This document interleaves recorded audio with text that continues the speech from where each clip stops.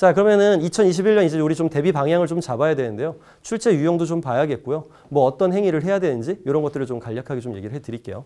자, 우선은 온라인 시험으로 변경돼서 언어논리 시각적 사고는 제외가 됐습니다. 하지만 타 기업들은 보고 있고요. 삼성에만 올인해서 난 이것만 가지고 가겠어 라고 한다면야 정말 제외하고 학습하시면 되는데 타 기업도 염두에 두고 있다든지 하신다면은 역시 그냥 기본적인 학습은 같이 하시는 게 맞고요.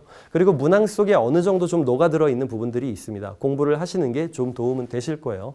그리고 수리 논리랑 추리에 집중해야 되는 건 당연히 두 개 파트가 나오니까 그런 거겠죠. 그리고 기출문제 위주로 준비하셔야 되는 이유는 제가 앞에서 이미 충분히 서두에 말씀을 드렸습니다.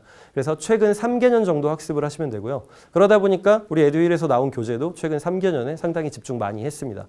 2018년, 2017년까지 너무 거슬러 올라가지 마시고요. 그냥 가까운 3개년 정도도 충분합니다. 어차피 변화가 이루어질 때는 앞에 연도에 기초해서 소폭의 변화를 가져가죠. 지금 온라인 시험으로 치르고 있고 어쨌든 간에 어려운 환경입니다. 어려운 환경에서 괜찮은 사람들을 뽑아야 돼요. 인재를 뽑아야 되기 때문에 이 행위에 오류가 있으면 안 되거든요. 새로운 시도를 아주 과감하게 할 수는 없어요. 그래서 이전 시험에 나와 있는 것에서 소폭의 변화를 가지고 시험을 치를 겁니다. 그러니까 최근 기출문제로 여러분들이 학습하시면 되는 거죠. 자, 그리고요. 이거 되게 중요한데 시간 연습을 해야 되잖아요. 시간 연습은 모의고사만 한 게 없습니다. 그래서 무조건 모의고사를 푸셔야 되고 일주일에 뭐 하나에서 2개 정도씩은 좀 무조건 푸셔야 된다고 얘기는 하는데요. 실제로 합격하시는 분들을 보면은 사실 이걸로 끝나진 않아요. 3개, 4개씩 풀고 또 그렇게 한 3주 지나면 다시 돌려서 또 풀고 이런 식으로 좀 반복을 많이 하거든요. 여기는 시간이 관건입니다. 지금 이 시험은 문제 난이도나 파트에 대한 것만 변별력이 아니라 시간도 변별력이에요. 시간에 대한 연습을 하셔야 돼서 모의고사 하시는 겁니다. 반복하셔야지 시간이 줄어요. 너무 당연한 얘기 많이 하시는데 질문하시는 것 중에 이제 제가 뭐 자주 하시는 질문 중에도 있다고 얘기하겠지만 자주 하시는 질문 중에 전 시간이 줄지 않아요라는 얘기를 정말 많이 하세요. 그거는 반복하면 줄어듭니다. 너무 단순한 얘기예요. 많이 하세요. 100문제 풀어서 시간이 줄지 않아요? 150문제 푸셔야죠. 단순하게 생각하시면 됩니다. 자, 출제 유형을 간략하게 좀 볼게요. 그러니까 출제 유형으로 나오는 것 중에는 이런 뭐 농도, 거속시, 일률, 확률 등 중등 수준으로 나오는데 문제는 그거예요. 이 문제가 아무리 중등 수준이어도 1분 이내에 풀어내려면 명확하게 풀이에 대한 방향성이 좀 잡혀 있어야 되고요. 보통 이제 이런 걸 얘기해 드릴 때 예시로 보여드리는 게 깊게 생각하지 마시고 숫자들만 세로로 쭉쭉쭉 써주시고 곱하시면 결과물로 이제 1차 방정식 구할 수 있게 아주 쉽게 나옵니다. 이제 이런 설명해 드리거든요. 그러니까 이것뿐만 아니라 각 문항들이 이런 어떠한 포인트가 있을 겁니다. 응용연산이 너무 중학교 수준에 이렇게 머물러 있는 게 아니고요. 여러분들은 시간 내에 풀어야 되기 때문에 정말 성인답게, 취준생답게 푸는 거를 학습을 하셔야 되고 그런 것들 좀 제시해 드릴 겁니다. 본 강좌에서는 좀 저희는 해드려요. 그래서 그런 것들은 어디든지 여러분들이 하실 때 거기에 좀 집중해서 하셔야 된다는 거죠. 이게 되게 중요합니다. 그래서 지스타트 준비하시는 분들은 이런 풀이 방식에 대해서 좀 다양한 것들, 스터디 같은 것도 하셔야 되고 여러 정보 취합하셔서 많이 모아서 학습하셔야 돼요. 자, 그리고 자료 해석 같은 경우에는 포인트가 좀 주어져 있는 문제들이 나와요. 그러니까 뭔가 특정한 포인트가 있는데 예시 문항으로 좀 하나를 보면요.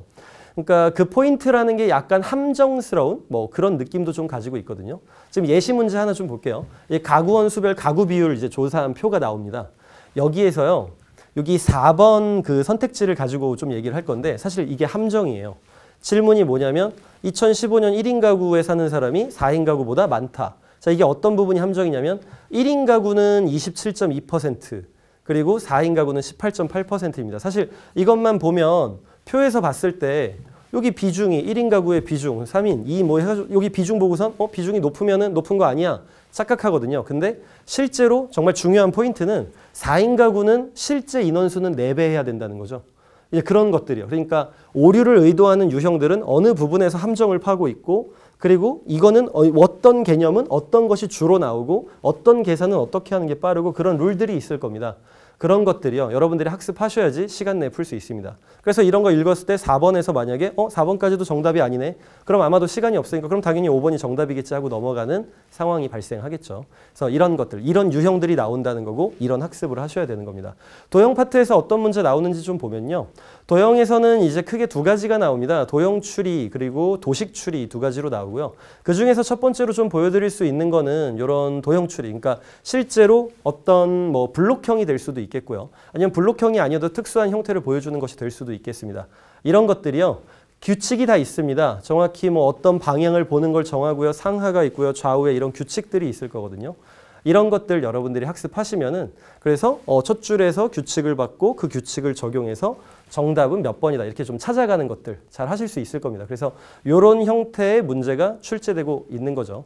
실제로 많이 질문하는 것들 중에는 몇 점 정도 합격하냐는 질문 많이 하시는데 75%라고 제가 말씀드렸고요. 평균적인 준비 기간은 최소한 4개월은 잡으셔야 됩니다. 피셋 기출 같은 건 자료 해석이 도움이 되니까 반드시 학습하셔야 되고요. 면접에서 떨어진 적이 있는 분은 반드시 다시 한번 도전을 하셔야 됩니다. 그 외에도 여러분들이 필요하신 거는 우리 에듀윌에서 모두 제공을 해드릴 거예요. 우리랑 함께 하신다면은 여러분들 반드시 합격하실 겁니다. 응원하겠습니다.